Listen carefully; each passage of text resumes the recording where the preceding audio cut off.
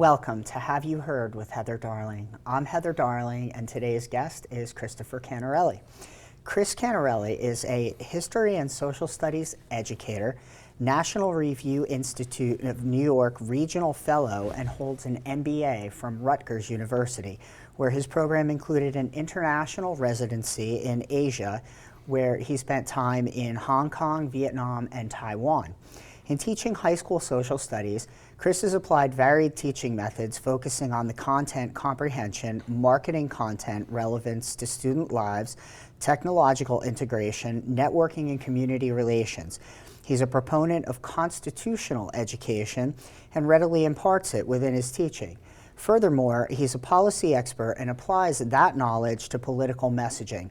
Ancillary to his educational and career roles, Chris provides on-air analysis on issues surrounding politics and education, and he's been seen and heard on the Fox News Channel, NBC, and Universal Living Faith Network. Chris earned his bachelor's at Drew University studying under former Governor Tom Kean and the late Dr. Julius Mastro. At Drew, he participated in a seminar in Iceland on international business. Following his bachelor's and a year in the political field, Chris earned a master's in education from Monmouth University and continued graduate study at Kean University in educational leadership, named to Alpha Epsilon Lambda. And he's also an avid traveler, having visited 20 countries on 5 continents in 30 states. Welcome to the show, Chris. Thank you very much, Heather. Thank you for having me. Quite a lengthy and impressive educational resume. Thanks. I try to keep busy.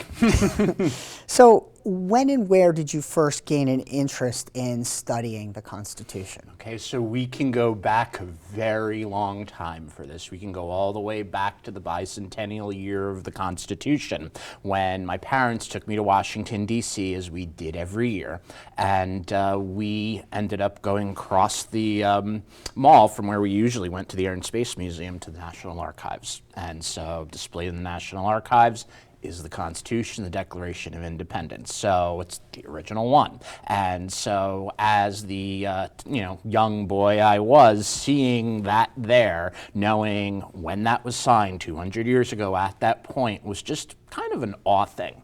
And then learning the eventual security when they sink it down underground in the bomb-proof vault every night. So it was that kind of thing. And then as I got older, you read the document and you learn about the document. So we can go back a very long time on that.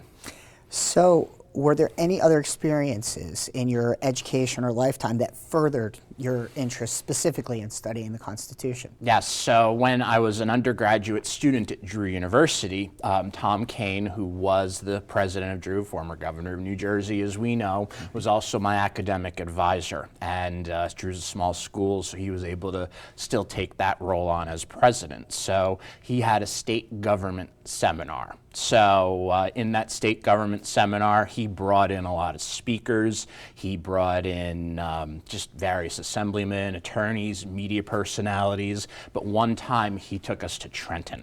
So when he took us to Trenton, they had the public safety guys drive us down in a couple of vans, and they're showing us around. He's introducing us to Joe Doria. He's introducing us to other folks. We're seeing government in action. At this point, I'd been to Washington a few times, but then just to see it at that age is pretty cool. And you're right in the mix of it.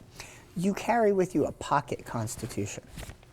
Yes, I do. Why? So I've had teachers and colleagues and administrators kind of poke a little fun at that, especially when they're not social studies oriented. They don't understand it, but the truth is that not only is it for just a quick reference, but it's a pride thing. As an American, as a lover of this document, keep it close to your heart, and it's always there. Do you have extras to hand out to people? I do, and actually I have, and we'll get into this a little more, that's pretty much my preferred textbook as a teacher. And I'll hand them out. You can get them for free. And yeah, so I have that around too. So you share it as much as you can. So the first time that you taught the Constitution, I'm going to assume you handed it out to your students. What teaching strategies did you use? So I was a student teacher. So at that time, Was it high school or college? It was high school. Okay. So they had assigned me a US 1 course to teach. So in New Jersey, we divided up US 1, usually ending around the Gilded Age to early 1900s, and then US 2. And it goes sophomore year US 1, junior year US 2. So I, handed out to them. They took to it pretty well, and also I tried to connect it to them. So I would show them the old schoolhouse rock shorts, and that "We the People" song is going to get in your head and stay in your head as it did with them, and just various other little videos to kind of tie it in.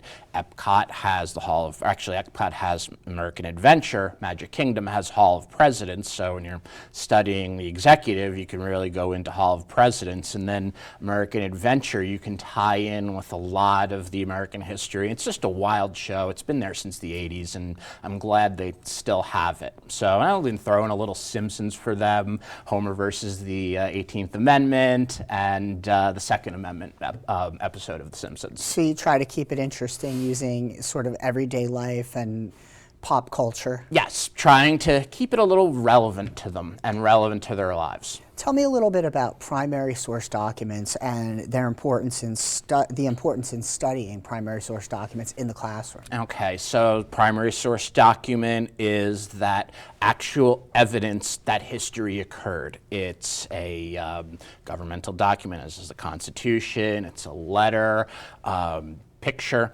and this is the fact behind the history. This is how it occurred. So I bring that into the classroom. We review it. It's written in the language of the time period, especially if it's the 1700s, and just a different, style of speaking, style of writing. And we draw connections, and then we bring the interpretation into it. And learning that interpretation is going to be key to success on the AP US History exam, because you have the document-based question. They give you the time period to write a DBQ, 6 or 7 documents, maybe more, tie it all in together with the knowledge of the era that you're studying. So it's a very integral part of studying history. Now, you consider the Constitution to be the ultimate primary source document. Why? I absolutely do, and basically because it's the source of our laws. It's the source of our legal system, and it's tied in so many ways to society. How do you make sure each of your students has ready access? I mean, I think I know the answer to this. I think our audience knows, but how do you make sure they have ready access to the Constitution? So I'd give them out. I'd also tell them how to get it. And use the Heritage Foundation, which is my Constitution. Used to be for free, now it's $1. But I try to give them the ways to get it for free. And I direct them to those websites. They find it and bring it in. And actually, before I required it as a textbook, they went on their own volition to do it, which told me they wanted to learn and they wanted to grasp the knowledge of it. So seeing that done was pretty cool. But I just pretty much give them the references to get it before I've required them to have it. Without getting yourself in trouble, can you give one or two for our viewers? I can. Oh, sure. So you can go to Brookings Institution. You can go to Hillsdale College. You can go to the Congressional website. And even if you go to the National Constitution in Philadelphia, while it's not a formalized pocket constitution, they'll give you the foldable ones when you get your ticket. And I'm assuming you can get them online, so you can read them. And there's an app for that. And I have the app, of course. Of course you do. It sounds to me like you're placing a really high importance on the Constitution. Do you use that more than a textbook, and if so, why? So I've evolved into using it more as the textbook, and it's my preferred way of teaching history, because when you have the textbook, I discovered this at a very young age when I was in high school. When you have that textbook, you've got that one interpretation, that one viewpoint. And that is only one. And you've got to have many different interpretations of history. So I have sided more towards the Constitution because that's the fact. And then we come up with the interpretations through different sources I may give. If I'm going to give a Howard Zinn's People's History of the U.S. as a source, I'm going to give Schweikert's Patriots History of the U.S. as a source. Do you go around the room for interpretations with your students before you go to outside sources? Do you let them interpret it one at a time? Absolutely do, and we do it in groups. We do it, as we're working in groups, I'll come around, I'll ask what they think. If they have a question, they'll answer it. I'll answer it for them. Do you find great variety in those interpretations? You absolutely do. Every year, every group, different? Absolutely. Interesting. So you know how many interpretations there can be. Would you ever write a book giving your interpretation? Have you? I haven't yet. It's an option, and I absolutely would. Keep that in mind for sure. We have friends that are involved with publishing. We'll get into that later. Good. We'll talk about it off camera. Let's. What, if any, positive attributes do you see to using a textbook for teaching? So the one positive point about the textbook is it really preps students how to read for information.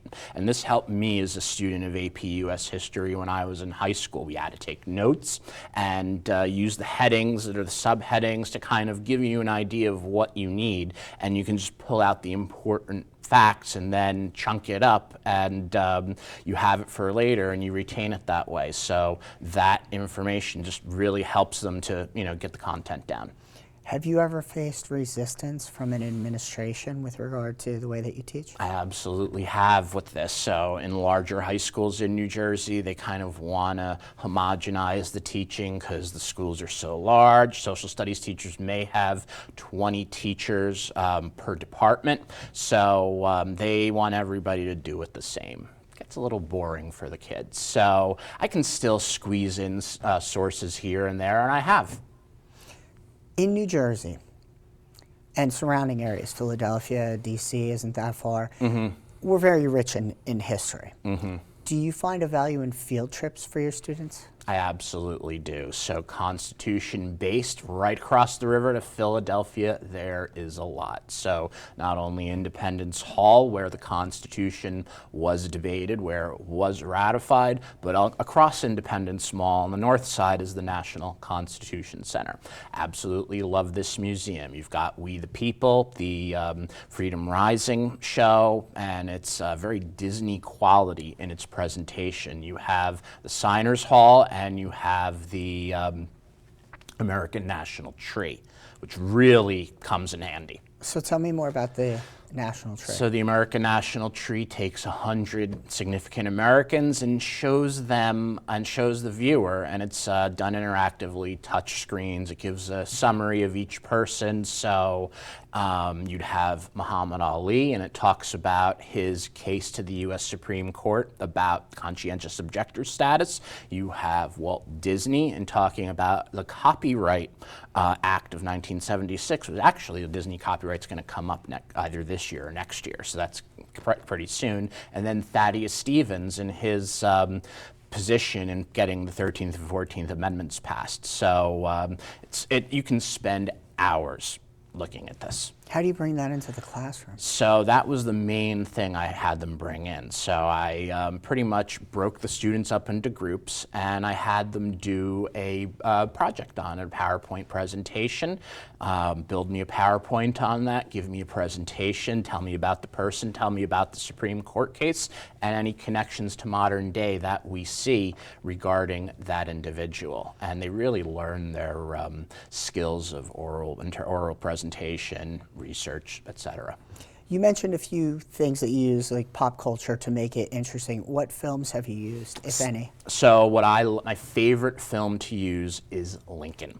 So the Steven Spielberg 2012 movie with Daniel Day-Lewis. It really shows the sausage making and how you can, how they got the 13th Amendment passed, and just the inner workings of Congress, the position of Thaddeus Stevens, the position of Lincoln, and it all took place in the final months of Lincoln's life towards the end of the Civil War and sadly before he was assassinated. I also use All the President's Men in a US 2 setting to deal with issues of the First Amendment and how the fact that they were allowed to do the research, do the journalism for that, ended up Watergate and bringing down a president. How do you use major Supreme Court decisions in teaching the Constitution? So I will, break the students up into groups. I'll have them research the cases. They'll give me the causes. They'll give me the constitutional questions, and then they'll be looking at the Constitution as well as the readings to come up with, the effects of it and the constitutional connections. And during that time, I'll circulate around the room. They will give me, answer any questions they have for me or make any clarifications, and then they present. And this is a law school type activity. And they pick that up, and I tell them that, and then some of them are just in awe of themselves that they were able to complete the task. So in society, the court decisions are, of course, rooted in both legislation and precedent. Mm-hmm. How do you utilize that in your teachings? So I will, cite certain court cases and show the constitutional connections. And an example of that would be McCullough versus Maryland, where we would go over the Supremacy Clause, and we would tie into how the Supremacy Clause was ruled constitutional with McCullough versus Maryland. We would talk about the Gideon v. Wainwright case and how the Sixth Amendment was ruled constitutional, and make those tie-ins. Yeah, I'm looking at your bio because I didn't see JD in there, but I almost feel like I'm talking to a fellow member of the bar. Almost did it, and I've been told it's never too late. Well, for you, it's kind of like you already know most of the precedent cases, so it would make sense. Do you also utilize the Constitution to highlight where precedent has been broken in the court decisions? Absolutely do. So when you look at Brown v. Board overturned the Plessy case, overturned the idea of separate but equal through the 14th Amendment, and I try to bring that up to them. Board of Education, Brown v. Exactly. For our viewers. Mm-hmm. And flashing all the way back to Marbury versus Madison in the early 1800s, the fact that that case allowed for judicial review, for a court to strike down a law if it's deemed unconstitutional. So we can go all the way back for that. I feel compelled to say I think that getting your teachings might have been more interesting for me in my 101 con law.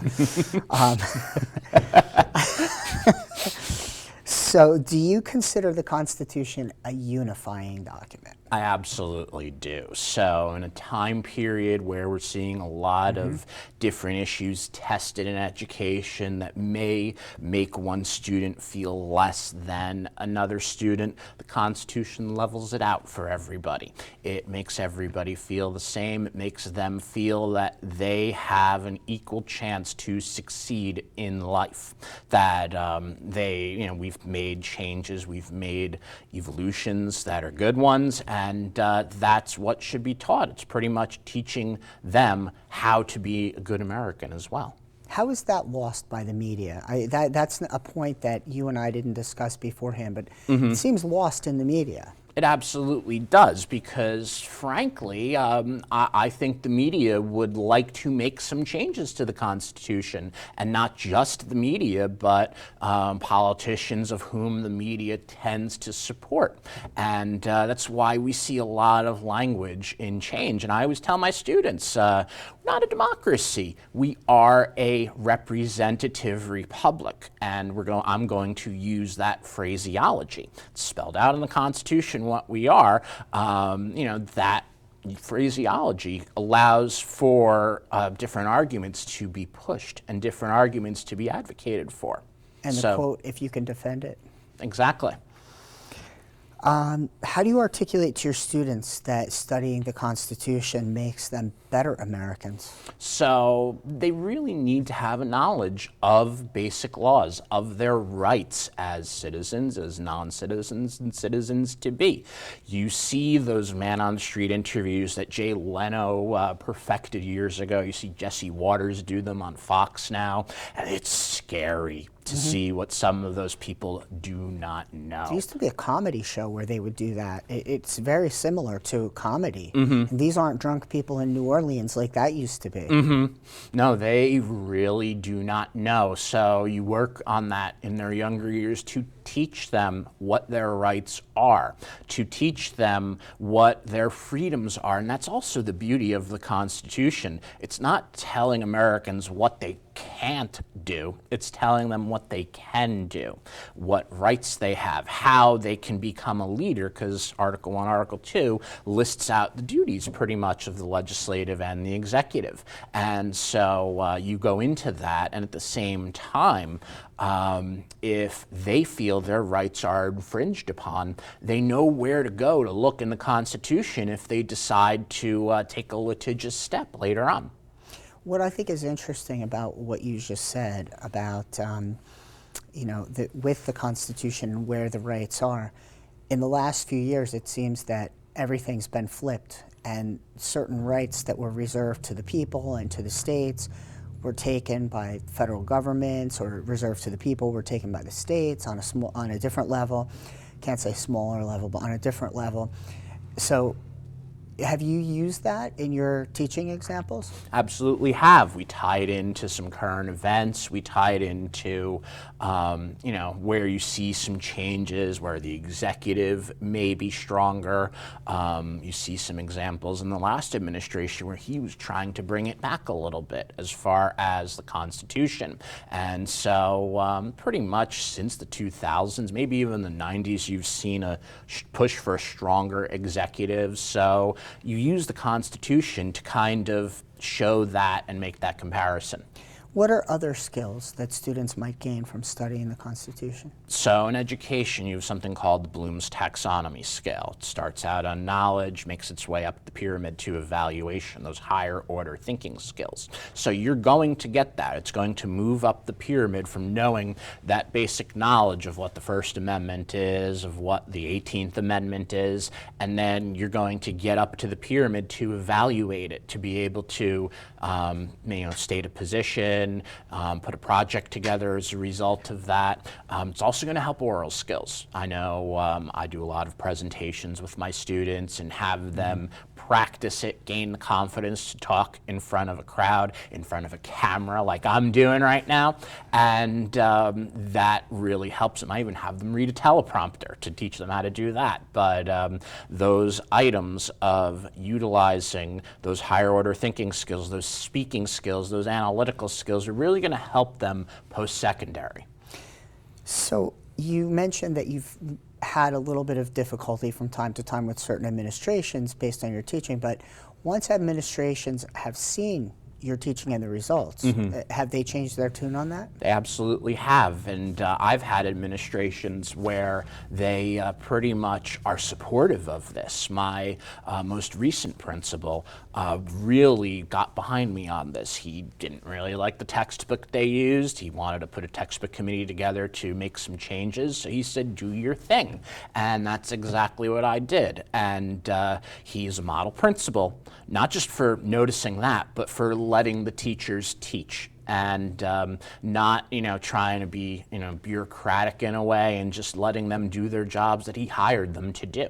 And, you get that support, and makes life a lot happier and easier at the job. So I got the wrap it up sign. I have two quick lightning round questions for you, Sure. 15-second answers each. What evidence can you provide that your students have taken to this teaching? Okay, so years after having students, I run into them, I see them around at events and whatnot, and still keep in touch with the families. They still cite things back to me from when they had me as a teacher. We're talking 20 years ago in some cases. Where do you see constitutional instruction going as we move through the 21st century? So I think you really need to remind everyone that this is the document that controls, that is focused on the law and focuses on American law, and you have to teach that, and then the subsequent generations will continue on. And I would assume uphold it. Absolutely. Chris, I want to thank you for coming on the show today. It's been a pleasure. I know that I got some great information out of it, and I'll be reading my Constitution later tonight. I too have some pocket ones, although women's suits don't have interior pockets, nor do our slacks, so I do not keep one on me at all times as you do. But I want to thank you again, and thanks to our audience for tuning in to Have You Heard with Heather Darling. We'll see you next week.